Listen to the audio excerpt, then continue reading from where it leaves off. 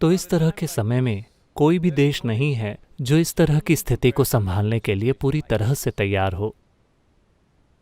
दुनिया में सबसे अमीर देश वायरस के प्रकोप से थरथरा रहे हैं, तो भारत यकीनन हमारी जिस तरह की जनसंख्या है और जैसी घनी आबादी है, निश्चित रूप से उसके लिए हमारे पास मेडिकल सिस्टम नहीं है और उतने पैसे भी नहीं हैं कि कई महीनों तक हर किसी के लिए हर चीज़ मुहैया कराई जा सके। नहीं, वो संभव नहीं होगा। तो ये केवल तभी हो सकता है जब देश के सभी नागरिक मिलकर काम करें। इसके एक हिस्से के रूप में प्रधानमंत्री ने आह्वान किया है कि कल रात 9 बजे हर किसी को एक दिया या मोमबत्ती जलानी चाहिए, या कम से कम अपने सेल फोन की फ्लैश लाइट। कृपया अपने सेल फोन से मत करें, यहाँ नहीं। हम एक बड़ा सा फायर शो करेंगे, क्योंकि अग्नि तत्व योग की भूत शुद्धि की पद्धति में और एक मजबूत जीवन के रूप में खड़े होने की हमारी क्षमता, इन दोनों का गहरा संबंध है। अगर हम पता लगाना चाहें कि आप जिंदा हैं या नहीं, हम ये चेक करते हैं कि शरीर गर्म है या ठंडा, यानी आग मौजूद है या चली गई है।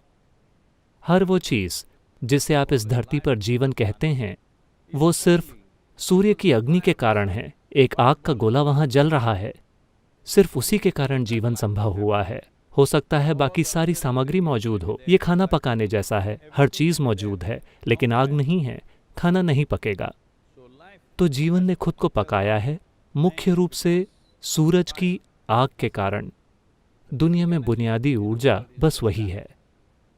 तो खुद को स्वस्थ रखने के एक तरीके के रूप में आग का इस्तेमाल ये यौगिक प्रणाली का एक अभिन्न हिस्सा है। जैसे आप पानी से स्नान करते हैं, उसी तरह आप अग्नि स्नान भी ले सकते हैं। हम क्लेशनाशन क्रिया में यही करते हैं। ये लोगों के लिए असाधारण नतीजे पैदा कर रही है। एक देश के रूप में प्रधानमंत्री हमसे अपने आसपास एक छोटी सी अग्नि पैदा करने का निवेदन कर रहे हैं, कम से कम 9 मिनट के लिए।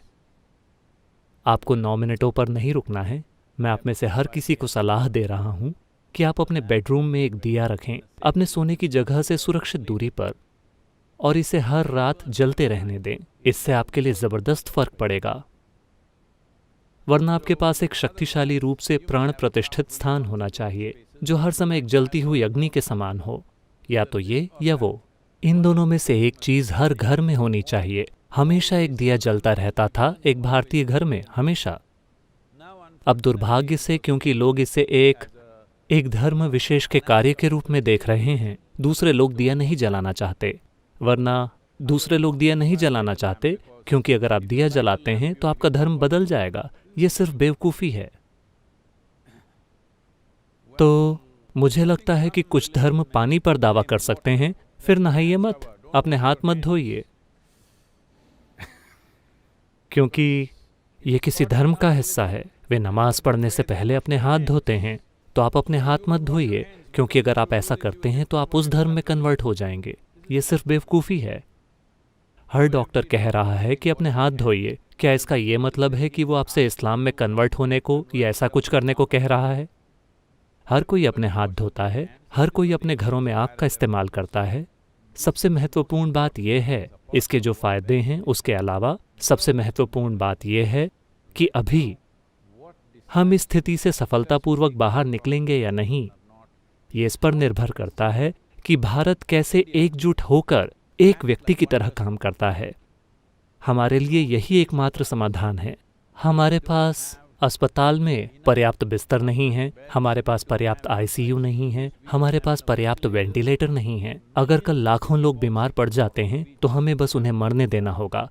यही एकमात्र विकल्प होगा। तो चलिए इसे वहां तक न ले जाएं। ये बहुत महत्वपूर्ण है कि हम सभी एक साथ आएं। चाहे आपकी धार्मिक मान्यताएं जो भी हों, राजनीतिक विचारधारा जो भी हो, आप चाहे जो भी बकवास हों,